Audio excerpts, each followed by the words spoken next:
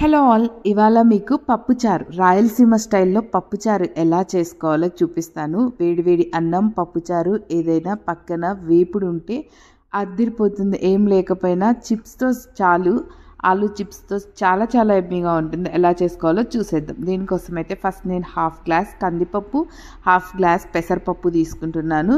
ఇవి రెండు కడిగేసి అందులో మనం పచ్చిమిర్చి కొంచెం వేసుకోవాలి, ఎందుకంటే తర్వాత వట్టి కారం కూడా వేసుకుంటాం కాబట్టి పచ్చిమిర్చి కొంచెం, వట్టి కారం కొంచెం వేసుకుంటాం.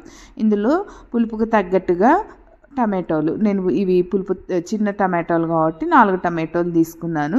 అది తగినంత వాటరు, పసుపు వేసేసి కుక్కర్ విజిల్స్ రానివ్వాలి.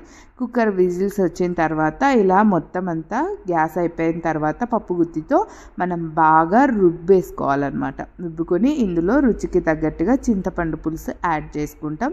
అలాగే ఇంకొన్ని వాటర్ వేసుకొని చారు కన్సిస్టెన్సీ తీసుకున్న తర్వాత ఇందులో మళ్ళీ 1.5 స్పూన్ కారం వేసుకొని బాగా కలిపేసుకోవాలి. అండ్ ఉప్పు కూడా ఇప్పుడు యాడ్ చేసేసుకున్నాం. మనం అంతా కలిపేసుకున్న తర్వాత ఇప్పుడు మళ్ళీ ప్యాన్ పెట్టేసి ఇందులో నెయ్యి వేసుకుంటాం. నెయ్యితో అయితే సూపర్ టేస్టీగా ఉంటుంది. నెయ్యి వేడెక్కిన తర్వాత ఆవాలు, జీలకర్ర, శనగపప్పు, మినప్పప్పు కూడా వేసి అవి వేగిన తర్వాత మనం తర్వాతకు రెడీ చేసి పెట్టుకున్న వెల్లుల్లి, ఆనియన్స్, కరివేపాకు, అలాగే ఒట్టి మిరపకాయ కూడా వేసేసుకుంటాం అన్నమాట.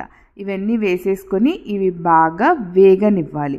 ఇవి బాగా వేగిన తర్వాత ఇప్పుడు మనం రెడీ చేసి పెట్టుకున్న పప్పుచారుని ఇందులో వేసేసుకొని మొత్తం అంతా ఒకసారి కలిపేసుకొని బాగా ఉడకనివ్వాలన్నమాట. చింతపండు రసం ఇప్పుడే యాడ్ చేసాం కాబట్టి చింతపండు మళ్ళీ ఉడికేదాకా ఉంచాలన్నమాట. ఉంచి మొత్తం ఇలా ఉడికిన తర్వాత లాస్ట్లో మనం కొద్దిగా కొత్తిమీర యాడ్ చేసుకోవాలి. కొత్తిమీర యాడ్ చేసుకొని ఒకసారి కలిపేసుకొని ఇంకొక 2 నిమిషాలు ఉడికించామంటే వేడివేడిగా పప్పుచారు రెడీ అయిపోతుంది. చాలా చాలా ఎమ్మీగా ఉంటుంది. మేమైతే ఇవాళ క్యాలీఫ్లవర్తో పప్పుచారు చేసుకొని తినేసాం.